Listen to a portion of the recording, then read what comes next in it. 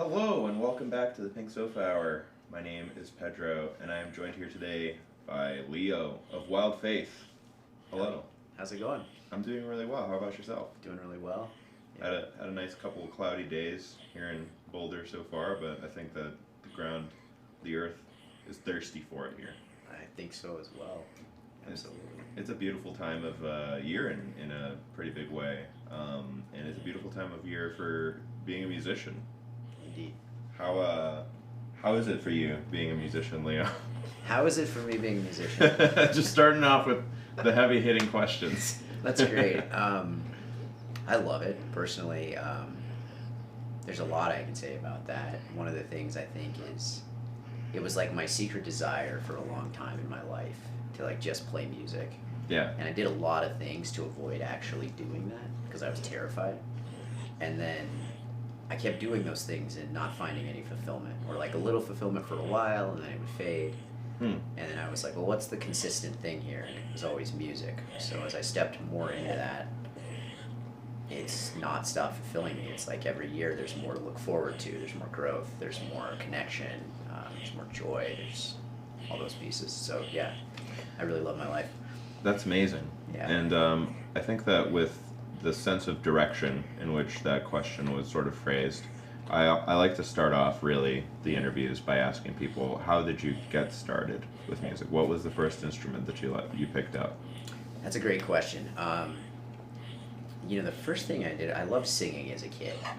I was in the elementary school choir. We'd sing in church. I really loved that, like just being part of that. And then my father played guitar a little bit, like kind of as a side hobby, and he bought one for my mom one year for a birthday present, and it kind of just hung out in the living room. And so my curiosity built, and then the guitar was really the first instrument that I started touching and playing, and yeah, I got really fascinated with it within those first few years, and then jumped in, then took a break, chasing other things like going to college and trying to figure out what kind of degree I wanted and all that.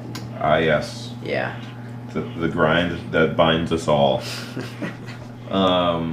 Where did you grow up? Out of curiosity, where was this Good place? question. Yeah. Yeah. I was born in Albuquerque, New Mexico, and I was there till right before my 6th birthday, and then as a family we moved to Tucson, Arizona, and I was there till I was 10, and then we moved to like the south suburbs of Denver, and I was there till I was 19. So yeah, that was kind of my childhood. Gotcha. Yeah. And then you've been in Colorado since you were 10 then? Well, when I was 19, I moved to Fort Worth for 2 years to Okay. start college, and then I came back because it wasn't quite the right fit, and there was a lot happening in Colorado with close friends and such, losing like a friend's mom, and some major things that I was like, I want to be back home. Gotcha. Yeah, and then I moved to Boulder to finish my degree, and I think the curse of Chief Niwot might have grabbed me. The Curse of Chief Niwot? Oh, are you familiar? Oh, please tell me more. All right, so Chief Niwot was one of the indigenous leaders, one of the last indigenous leaders that lived in the Boulder area before the colonizers came. And when they pulled him out, he said, your descendants will fall in love with this land and not be able to leave. So it's this notion, and many people feel it when you bring it up. It's like Boulder will grab you and not let you go. But there is a rumor, to break the curse, you eat choke cherries from Boulder Canyon, and it's released. So I've often considered making a pie. That's fascinating. That would certainly help with the property prices here, I would say. if you just started selling choke cherry pie. I think you're right. Yeah. Yeah. Just de-gentrify the area a little bit. I think I've been cursed as well. Having lived in Boulder for like 3 or 4 years, it's I don't see myself leaving. It's a great place to be. And in regards to the music, things seem to be growing a lot in regards to the scene, one could say. Totally. There's a lot of shows coming up. You've got probably some stuff on your calendar, right? I do. Yeah. The big one I'm looking forward to is next month, playing Sonic Bloom down at Hummingbird Ranch, and I got to play that festival about 6 years ago, and that was their 10th anniversary. This is their 16th anniversary, So it should be a lot of fun. It's kind of a fun element. There's this movie, I can't remember what it's called, but it's like a apocalyptic deal. And the only way you have combat is you play guitar against people. And whoever has the best guitar work like wins the combat. And so when I step into like a stage like Sonic Bloom where you're dealing with like giant bass speakers, the size of this room. Yeah. It's like, all right, I've got my guitar, I've got, usually a fiddle player with me, a little percussionist. And it's like, well, what can we do? How do we bring music in our way to this very like robust, thick, bassy sound? And it's a good challenge. It inspires a lot of creativity, so I'm gonna have a lot of fun with that one. Nice. Yeah. And when is Sonic Bloom? It's a good question. So that is June 16th, 17th, and 18th. I think you can get in Thursday night, which is the 15th. But the music really starts Friday, Saturday, and goes through Sunday, and I'll be playing on that Sunday, which I'm really looking forward to. Nice. Yeah. Are there any other acts that are playing at Sonic Bloom that you're also looking forward to? Yeah, that's a good question. I'm looking forward to Closey. Nice. I'm familiar with her stuff. Yeah. Yeah, it's really fun to listen to, fun to dance to. Dirtwire's going to be there. That'll also be a good time to move and experience some of that. I've got a friend, Lauren Joy, and her project. She's going to be there. She's an outstanding vocalist and plays piano. She plays guitar. So I'm hoping I can catch her set as well. I don't actually know what other people's sets are quite yet, but I'm trying to build that right now. That's usually released pretty soon before it's actually like doors, though, right? They probably haven't actually announced when everybody's set times are. I think that's accurate, yeah. Yeah, those big festivals, it's always...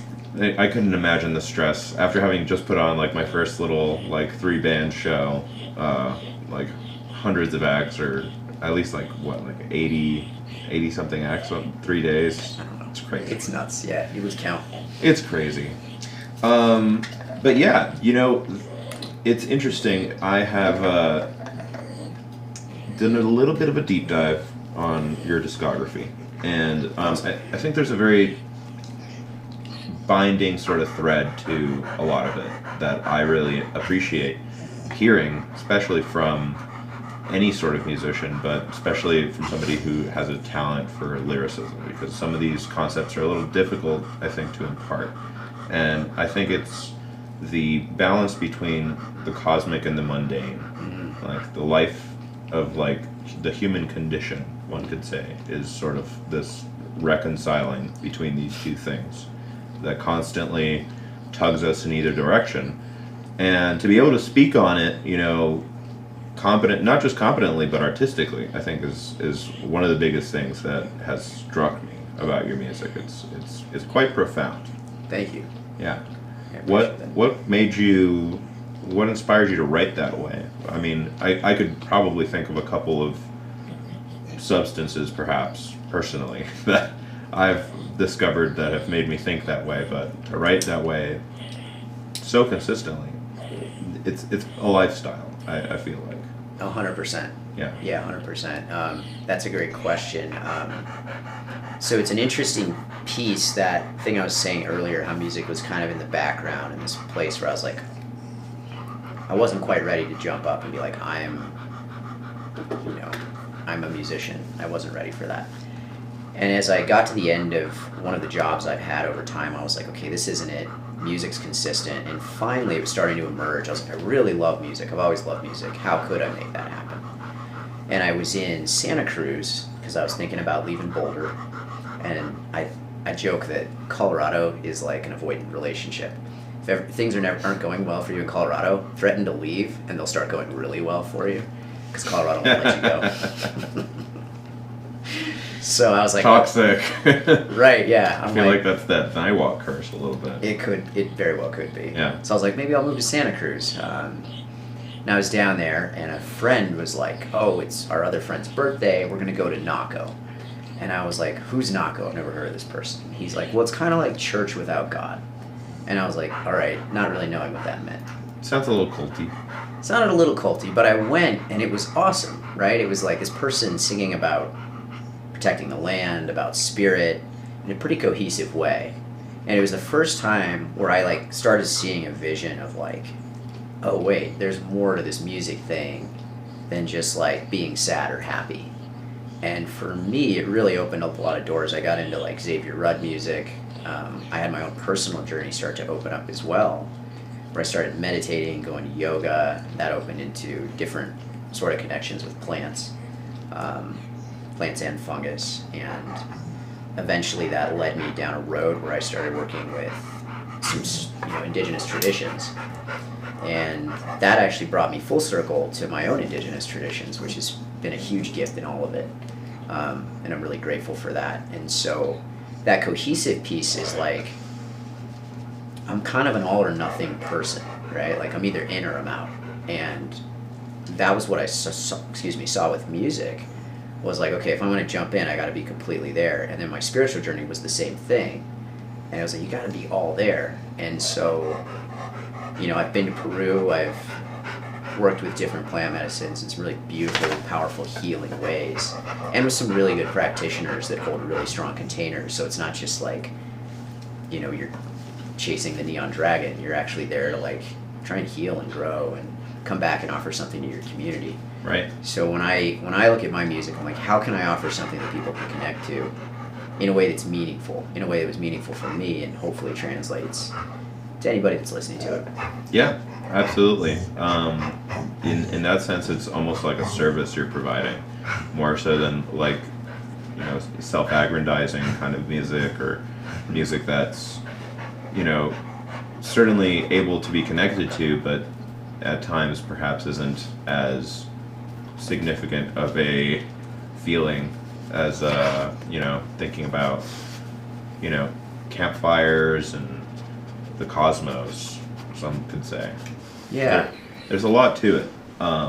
And we can kind of go song by song, because I think all of them have that element, or we could kind of talk about perhaps the discography as a sort of perspective into it, between your growth as a person over those years, or even within those particular albums. You started off in 2019 with an album called The Longest Journey. Yeah. And I think there's something after a colon too, right? Yeah, it's an acoustic experience with Wild Faith. An acoustic experience with Wild Faith. And you usually play most of your songs acoustically like this, or do you have bands that you sort of That's a good question. put together for your live performances? Yes, so for live performance, I do both. I'll work with a band, I'll go solo. The pandemic reshaped a lot of that for me, and so did starting as a band. I started Wild Faith as there were 4 people in the band. There were personality things that came up in different moments, and people would leave, and I would always joke that being in a band is like being in a polyamorous relationship. Though I don't have a lot of experience with being in a polyamorous relationship, the band felt that way, because if somebody's partner gets mad about something that's happening in the band, you have to kind of clean that up and figure out a way to try to work through it, and sometimes that's easier than others. Yeah. And I got to the end of the first year, and just those personality dynamics in the band made it really hard to move forward as a band. And I actually ended up moving to Bellingham, Washington for 3 or 4 months. Oh, you've been all over the place. I've been all over the place, at least on the west side. I haven't spent too much time on the eastern United States. But Gotcha. Yeah. Washington State. Yeah. Bellingham, yeah. Up by Canada. And it was like a refocusing. I was like, okay, Wild Faith has been my dream in so many ways, and a lot of this comes to the message in the music. And so the growth there was like, okay, if I can create a solid solo show and then add musicians as I go, then I have something that is fairly strong. And that's proven really true for me. And so I have the honor of playing with some really fantastic fiddle players, drummers. Those tend to be the 2 I play with, but there's a door open for other instruments as well. Mm-hmm. And yeah, so the acoustic experience, there are some recordings from the full band, and it's a very different era. And then you move into the solo music, and then right now I'm kind of shaping the middle of that. How do I, looking to my next album, how do I fuse the gifts I've learned being able to play solo with the instrumentation to really accentuate emotion and bring certain things through. Right. Yeah. Yeah, it's a big challenge. It's sort of akin to people, working on something for a very long time in a personal space and then bringing it into a team environment and trying to kind of find the jobs that people should be doing to best bring forward all of the work that you've already done. Right. It's just thinking about software stuff personally, but we were about to start talking about your albums in particular. Mm-hmm.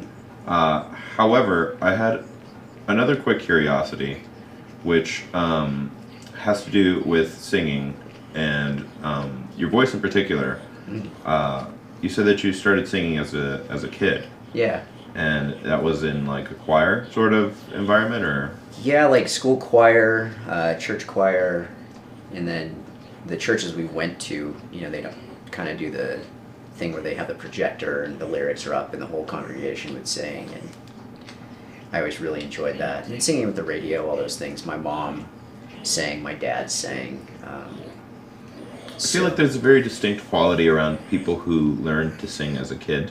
Mm-hmm. And some of it has to do with like vocal agility, with which you have a lot of. And some of it, I think, has to do with like comfort in singing things that would probably, for most singers be a challenge in terms of learning it, in terms of like how high it goes, or sort of like the jumps or the ranges. Yeah. There's this really amazing quality to people who I think sing as a kid, and I had my suspicions that you did, because you remind me a lot of Andrew from Sturts. Okay. He also has a very agile voice, and he also sang a lot as a kid. Both of his parents saw him, etc. So that's quite a marvelous gift to have to get into singing as a kid. Completely. Yeah, I'm really grateful for that. It's interesting, hitting puberty kind of pulled me out of choir and singing for like a couple of years there. Sure. Because that voice change was intense. It was like, oh wait, I can't sing the way I did, and a lot of self-consciousness. But by the time I was halfway through high school, I was like, I want to be doing that again. So it's good that you did. Yeah. And also, where did the name Wild Faith come from? It's a great question. I kind of feel like I have my own theory about it, and I feel like it has a self-explanatory terminology behind it, but I'd like to hear your take on it. Yeah, absolutely. The name itself is very much akin to my journey in the world. I've been through some pretty intense moments in my life, which I imagine in the 21st century, it's hard to be an adult and not have had at least one or two. There's a piece in that where there's a big piece of like coming back to the self, and like the big self, not just the like, oh, Leo or Leonardo or whatever somebody's calling me that moment, but like the earth connected self, like the big I to the little I kind of thing. And the wild piece for me was, okay, I'd gone down these roads of trying to be what society wanted me to be, right? Like, okay, go to college, that'll make you happy or whatever. That didn't really work out. Get a job, that'll make you happy or whatever. Get the relationship you're supposed to have. Checked all those 3 boxes, and I was not very happy at all. And the things that actually inspired a lot of happiness in me were things that did when I was a child, which was like going out and playing in nature, right? Like if I go for a hike or hang out or anything in the woods, a mountain, desert, it's this really grounding piece. And plants also brought that back too. It was like there's so much wisdom that we've forgotten, and coming back to it is so important for healing. And for my own journey, that was the rewilding, like the rewilding of the human spirit. And I think we could all use that because we're all so conditioned. The 4 Agreements. Yeah. There's a lot of discussion about that. The Dream of the World. The 4 Agreements? Have you read that book? Don Miguel Ruiz? No, I don't think I have. Great book. I'm writing it down. Yeah, do it. I love that book. One of the things he talks about is us being so conditioned into society, and then it's a really hard place to be authentic from. And so rewilding the spirit helps that process. It's helped me in that process.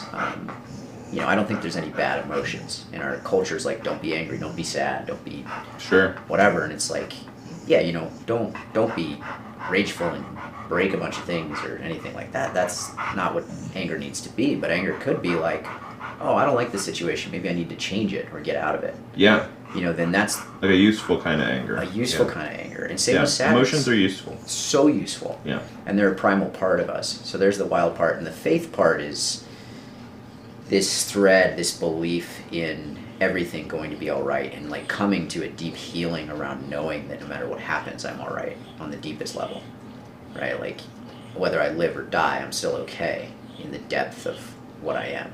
That's kind of what faith kind of means, in a sense. Right. The ability to believe that it's all right, or it's going to be all right.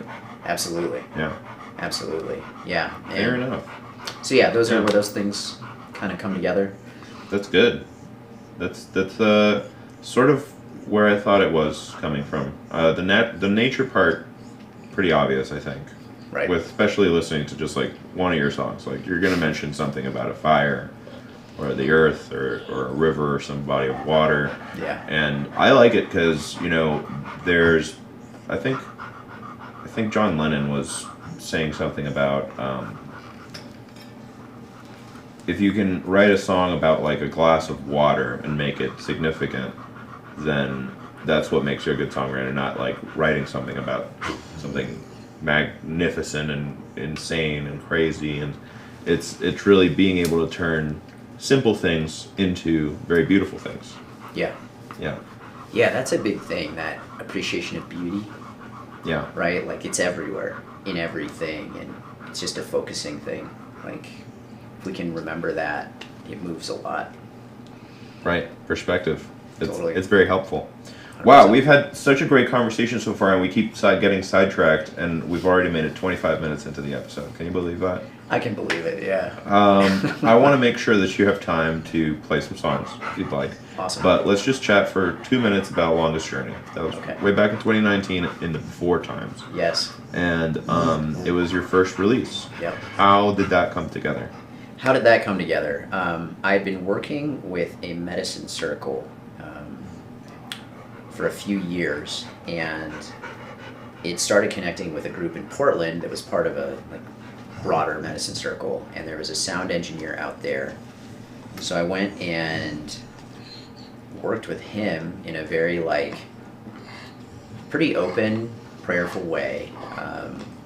It was actually after a medicine weekend, and so I came into the space really raw and really vulnerable, and okay, I'm going to share this. And the feel to me is ceremony of any kind, whether it's sweat lodge or you're working with medicine or something like that, it's very taxing on the body. And when you come out of it, you kind of get out of your own way a lot of the time. Some people have developed skill not to, but in general, some people can resist to astounding proportions, but entirely. I feel like resistance is not that useful to those things. Not to those things, yeah. So after that weekend, we recorded the album and sat with it, did some refinements on the recordings themselves, and then eventually it was okay, it's time to release this and get it out there. And so had you had those songs written from before this medicine adventure, or did you write some of them kind of during? That's a good question. It was from years before. Gotcha. Occasionally a song will come to me in a space, really the only examples I have of that are when I stayed in Peru one winter, and I'll play one of those songs in our hour here. But yeah. Amazing. Yeah. Well, maybe we should get started. Sounds good.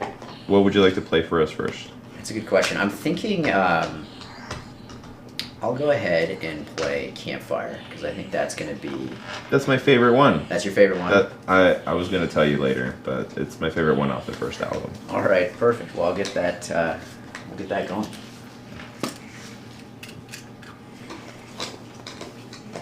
Do you need any of these inputs switched? I don't think so. We'll be on this one right here. Perfect.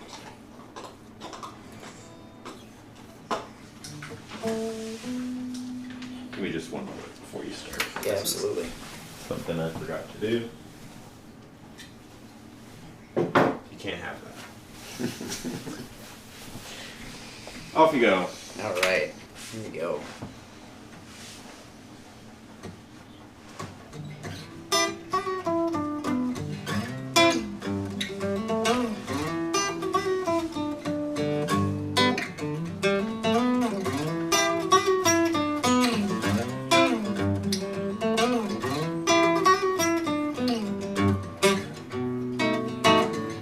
I saw tears falling from your eyes, watch them turn into a smile.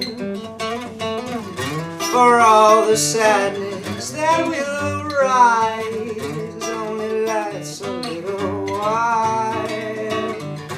I felt the rhythm as I held your heart, each beat's connection to where life got its start. Reflecting on how we made it this far, hold a song sung to the dark. From our campfire howling at the moon, I fell in love with all of you.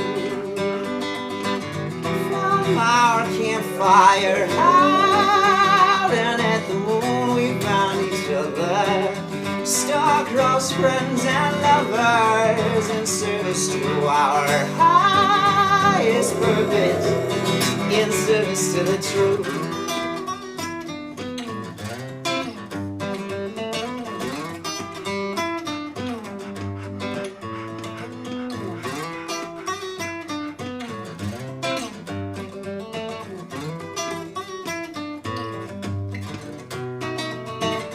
We spoke of heartaches falling to pieces. Somehow you get back up again. Though it's never easy being lost between, I'm glad to call you my friend. From our campfire howling at the moon, I fell in love with all of you. From our campfire howling at the moon, we found each other, star-crossed friends and lovers, in service to our highest purpose, in service to the truth.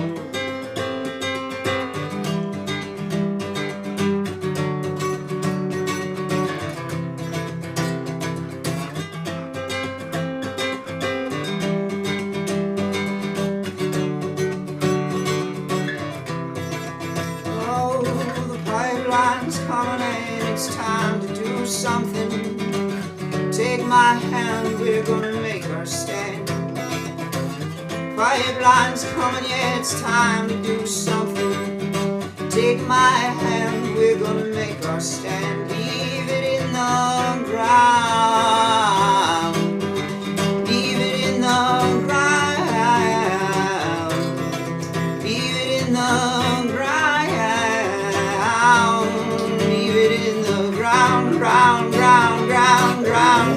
Ground, from the highest peak to the ocean so blue, from the cold winter wind and the sun shining through, from places you thought that love would never find, to the moment you no longer have to hide. From our campfire howling at the moon, I fell in love with all of you. From our campfire howling at the moon, we found each other, star-crossed friends and lovers, in service to our highest purpose, in service to the truth.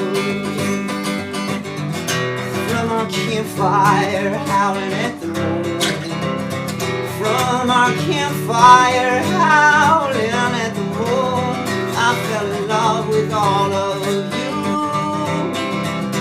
I fell in love with all of you. I fell in love with all of you.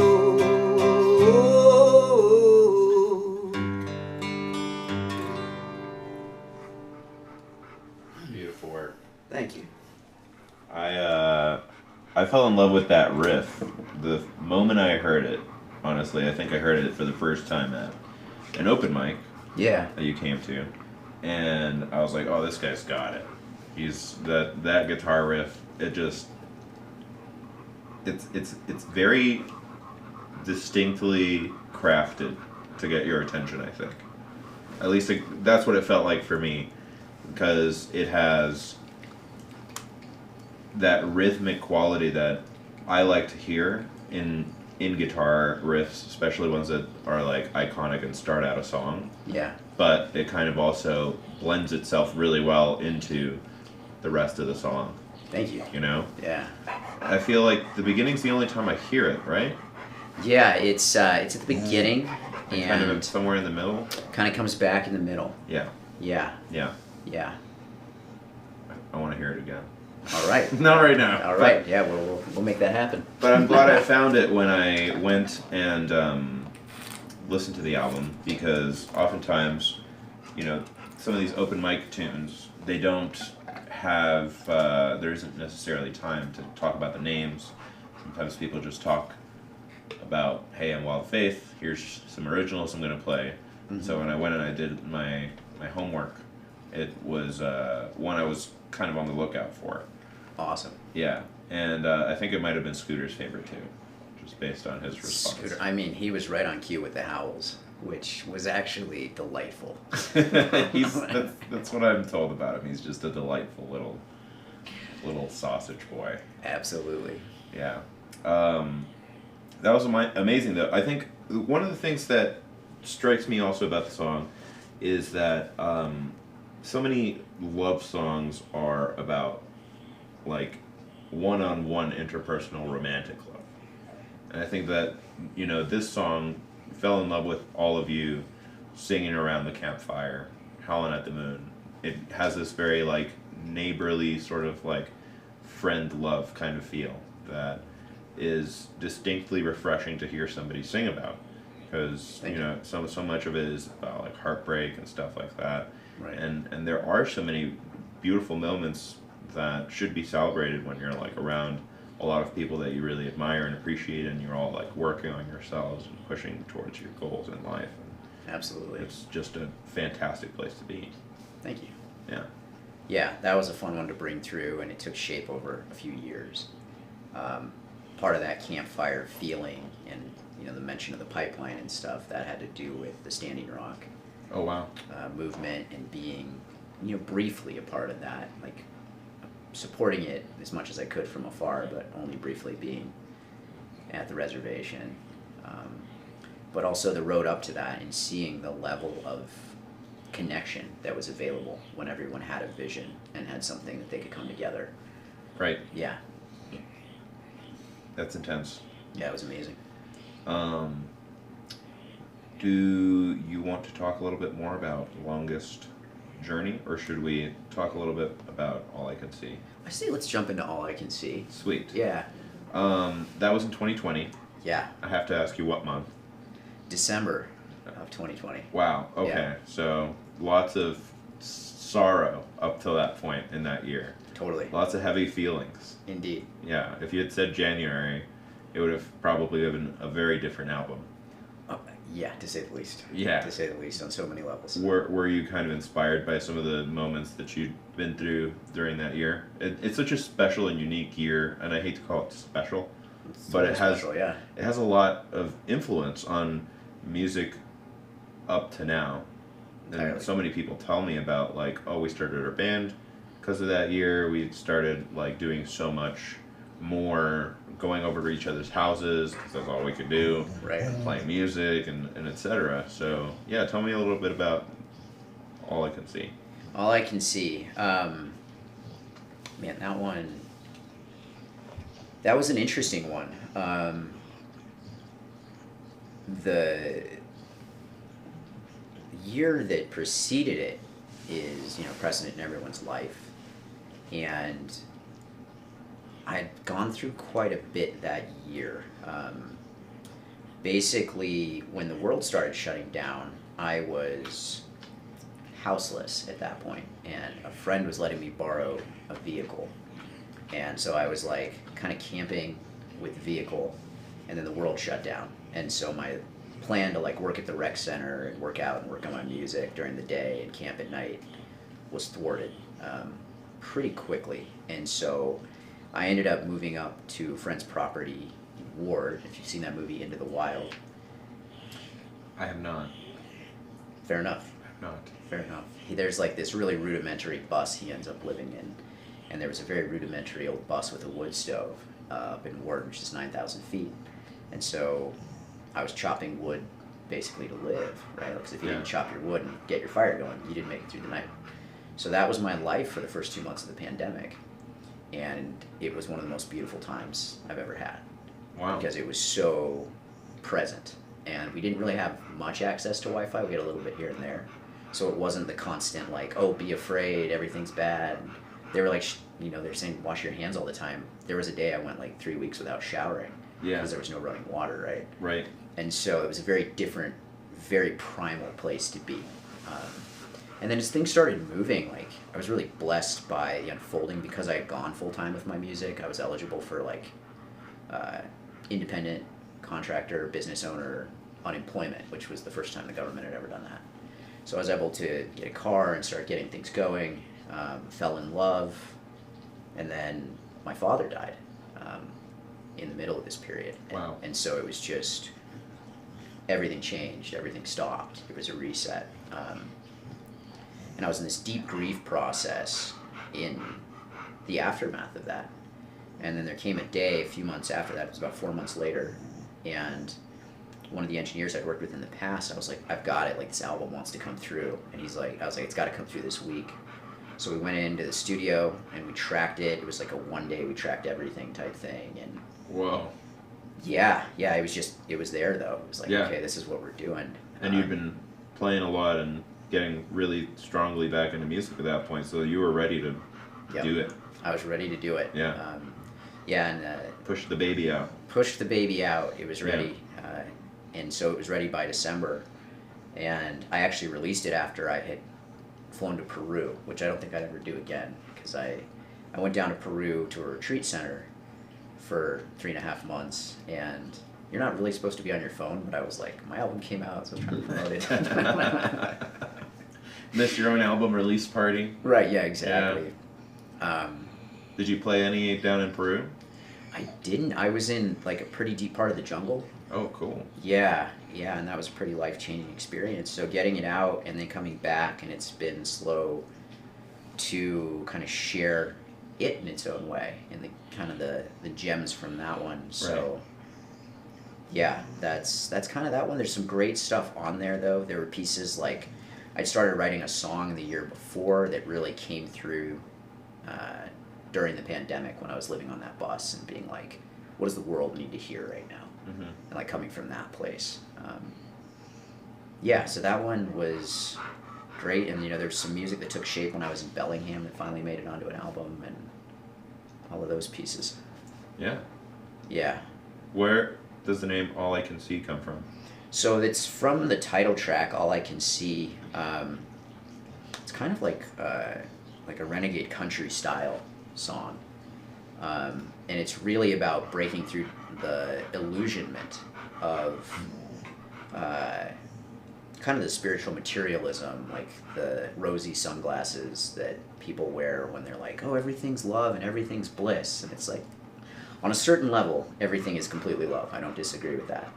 But that doesn't mean you're going to not suffer or struggle or deal with challenges in your life. Right. Everything is love in the same way that everything is also so many other emotions simultaneously. Right. In that sense. Totally. It has to be balanced out. Yeah. And so much of it's also about perspective. Right. So is All I Can See kind of like sort of a rebuttal towards like the rosy colored sunglasses in a sense? Like, it's not even necessarily a rebuttal, because it's like, if someone's ignorantly in bliss, it's not my place to take them out of that. Sure. It's more so of like this is how this feels to come out of this and have this new perspective and know you can't go back, right? Like just be so clear that that's the past. And that this is sort of what I can see. So, right. Yeah. And then just kind of backtracking a little bit since I forgot to ask. I guess longest journey is that kind of a reference to the fact that it music was kind of this roundabout sort of getting back into it. There's so many reasons why I named that album The Longest Journey. Was that one of them? I actually might play another song from that, and I'll let you. We'll go from there. Cool. And you'll know.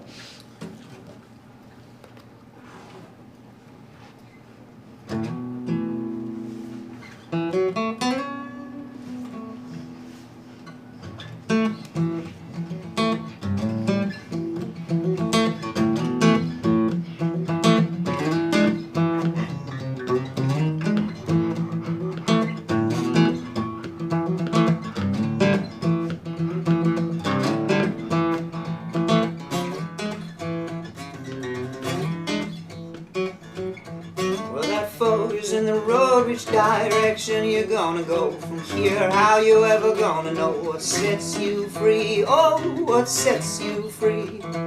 It's whether you choose left or right. Remember, there is no fight. Just take that fork and taste a bite of your destiny. Oh, your destiny. You gotta move to find your groove. The wind is blowing, don't leave your sail down unused. What if you were to choose to stand up and do something so true? Fears left dazed and confused. What if I fall?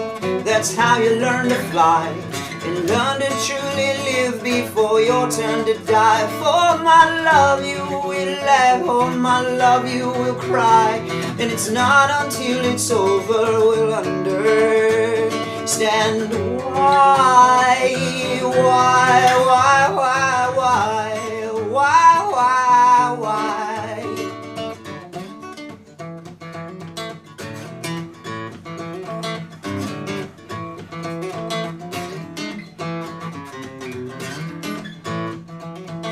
Well, that folks still in the road, which direction are you gonna go from here? How will you ever know what sets you free? Oh, what sets you free? It's whether you choose left or right. Remember that there's still no fight. Just take that fork and taste a bite of your destiny. Oh, your destiny. Yeah, this never ends, just rebirths and begins to reveal the medicine of your tender heart cleansed. And I will meet you in that field beyond right and wrong, where I can't wait to hear you singing out your favorite song. As you sing with me, we'll set each other free. Live as the ones that we came here to be. Yeah, yeah, yeah, yeah. Oh, this never ends, just rebirths and begins to reveal the medicine of your tender heart cleansed. And I'll meet you in that field out beyond right and wrong, where I can't wait to hear you singing out your favorite song. As you sing it with me, we'll set each other free. Live as the ones that we came here to be. For life marches on long after we are gone.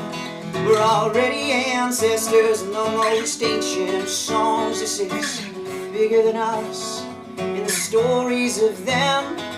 This is how we came to love and live our medicine. The longest journey is from the head back to the heart. Don't let it take you your whole life. I get this feeling when you dance with me. We can get a few steps closer tonight.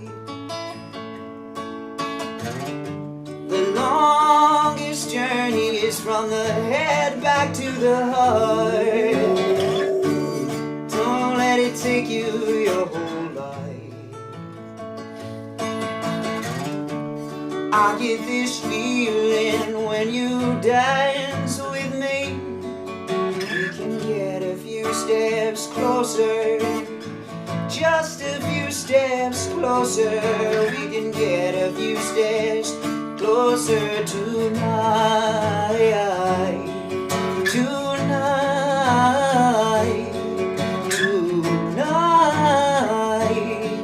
We can get a few steps closer tonight.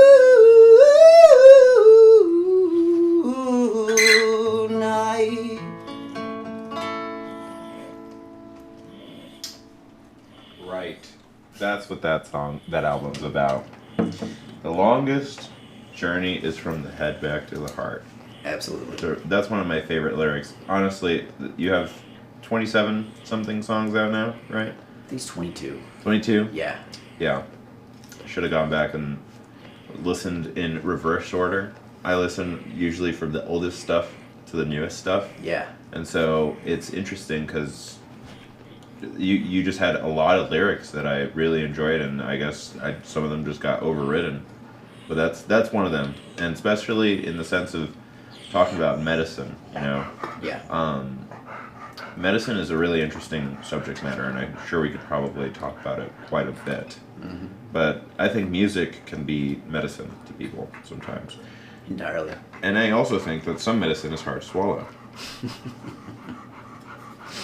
Being that you've been in traditional sorts of encounters with that kind of stuff, I'm sure that that's been mentioned many a time. Yeah, mentioned and experienced, and Yeah. entirely. Yeah, sometimes I think about words and the ones that feel like they're difficult to accept. I feel like I know that they're good for me to listen to again. You know what I mean? Yeah, there's something there. There's something there, and I'm like, I don't get it. I'm kind of fighting it a little bit, and it's a really good thing that your lyrics do that for me sometimes. I'm kind of like, dang, he's kind of right. He's kind of right. So I want to just bring our attention to the fact that we have 10 minutes left. Oh, 10 minutes. Okay. And you have not used the other guitar yet. Oh, so we should probably use it. I'm guessing that's why you brought it. I did bring it to play it, yeah. Yes. If you want to play one more and maybe we chat a little bit, do some shout outs, talk about your next upcoming shows. Awesome. Current events. Yeah, that sounds great. Or we can talk about current events and stuff now. I say I'll play the song just because, yeah, let's do it. Cool. Keep the vibe going. Sure. This one gonna have the pedal? This will have the pedal. All right.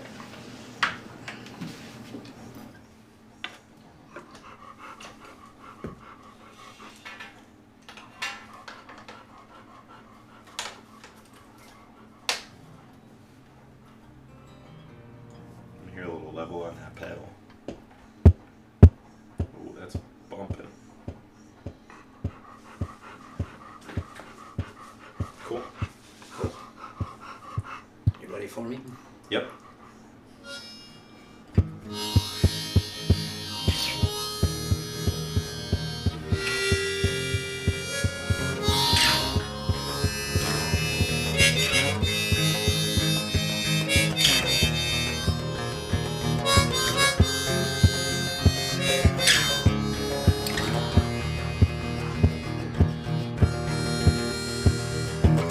Seated upon the rose of pine, aspen and the columbine fields of gold, and a mile high snow from heaven, just as white.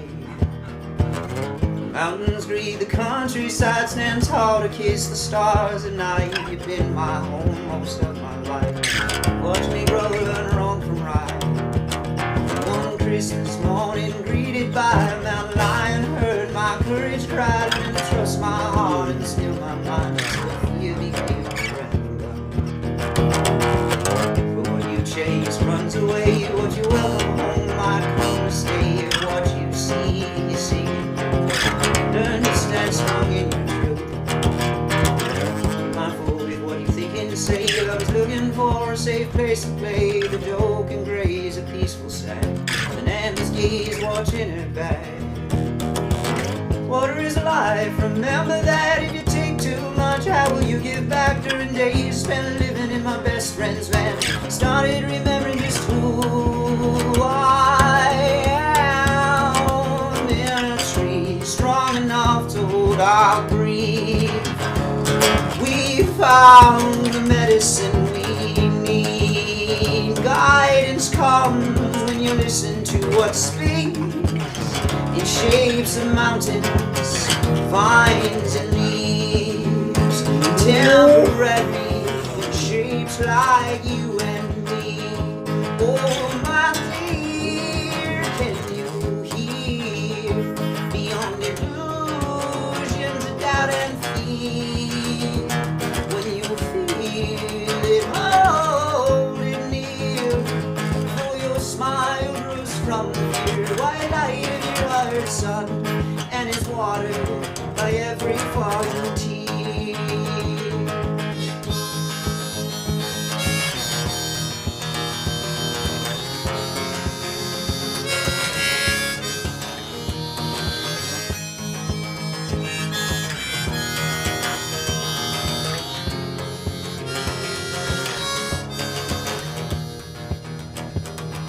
Dreams and sunshine, clouds and rain, the songs you have to hear again. Passing of another aeroplane, joy and strong from our pain. But there's something in everything, from fireflies to the deep blue sea in your heart.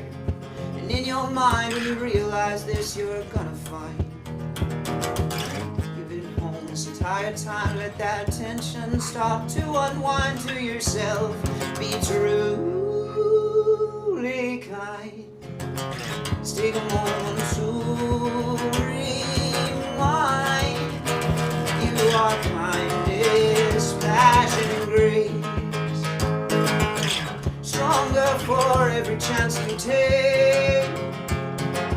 Courage and your joy, they radiate. You are love, remembering the way.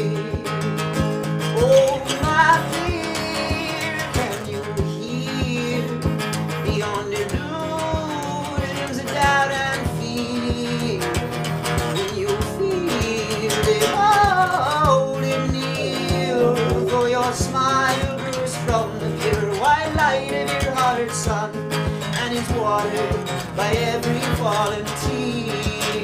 So glad you're here in this lifetime alone of sacrifice and blood and bone.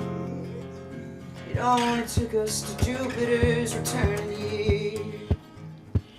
Your kindness, patience, and grace, stronger for every chance you take. Courage and your joy, they radiate. For you are God in a temporary shade. So let's love from these temporary shades. Let's love from these temporary. It doesn't have to be so scary. Let's love from these temporary shades.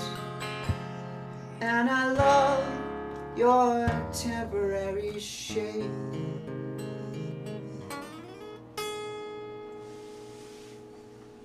Magnificent. Thank you.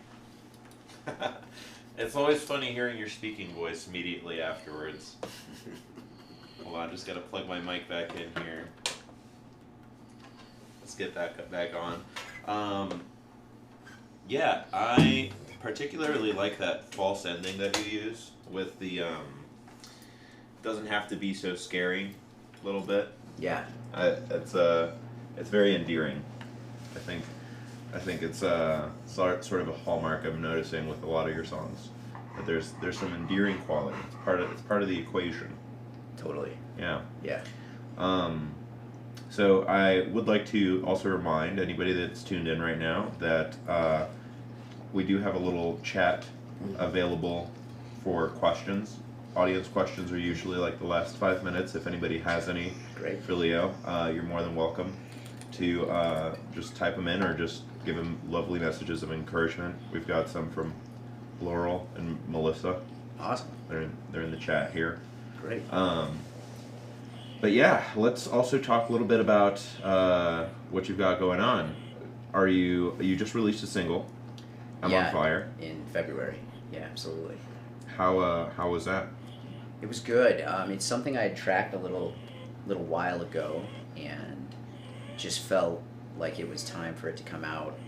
This was a long winter, and kind of bringing something warm felt really good, and it was really well received. Anyone I've shared it with that I heard back from seemed to really appreciate it. So absolutely. Do you think your release schedule will be a little bit more singles focused, or do you have another LP that you're working on right now? Yeah, that's a great question. I mean, at this point, my plan is I'll record albums, but I'll only release singles, and that's just mostly to stay present with the algorithms. Sure. Yeah. The single release life does tend to start making a lot of sense after you see how much attention one song will get versus like an entire catalog of 10 or 12 songs that took 10 or 12 at least times as long to put together and think about. Yep. And so, yeah, it's a sensible option. You've got Sonic Bloom coming up. I do. That's in June. That's in June, yeah. That third weekend in June. Yeah. Nice. Any other shows that you've got planned right now? Any other shows that I have planned? I'm doing some private shows this summer, which is something I love doing. People hire me for events, and the pandemic actually created a space for that. It was something I hadn't done as much of. And so I actually really love it, and it's been a lot of fun because people will reach out and be like, hey, I love your music, will you come play my thing? And I'm like, yeah, of course. Like, nice. Absolutely. So that's been such a gift. So there's some of that stuff. I'll be in process. I'm talking with another local musician named John Brewster, who's a great guy. Oh yeah, John. Yeah. Yeah. So we're trying to put something together, but I'm not sure the shape of that's going to be quite yet. And yeah, I'll keep you posted. If you go to wildfaith.earth, it's got my whole calendar there, and it's also, you can request shows. You can follow me, so when shows come out, you get notified. Those types of things. Excellent. Yeah. That's wildfaith.earth, huh? .earth. That's quite a TLD. Indeed. I like it. Thank you. It suits you. We've got lovely messages of encouragement in the chat here. Oh, awesome. And we've got 1 minute left for any sort of shout outs or anything you'd like to say to the audience, or just have, for the sake of posterity, perhaps. Yeah, shout outs, all those things. I just want to thank my community, my family, so much for the support I've had over the years, because music is a community effort. The writing process feels very alone at times, but it doesn't happen by itself. And I'm really grateful for the community and the communities I've been a part of that have supported this journey and continue to support this journey. I want to say thank you to you. I've really appreciated your impact on the Boulder music scene in the short time you've been here. Just really feel that community aspect again. How do we lift each other up and support each other's art? And All about that. yeah, no, I felt that the minute I met you. So thanks a lot for that. It's such a joy to be here. It's a joy to have you here, and it's a joy to be supporting local music. And anybody that's out there, do it. Get out there, watch some local musicians do their thing. They are more appreciative of it than you could ever imagine. It's so important to build that. Go up and talk to them too. Absolutely. Tell them how much you liked it. 100%. That's what it's all about. This has been the Pink Sofa Hour. I'm here with Wild Faith, aka Leo. Yeah. Am I allowed to say that? Yeah, you can say that. Okay, cool. Yeah, thank you all. I've been your host, Pedro. Thank you so much for tuning in, and we hope to see you next week. Have a great evening. Ciao.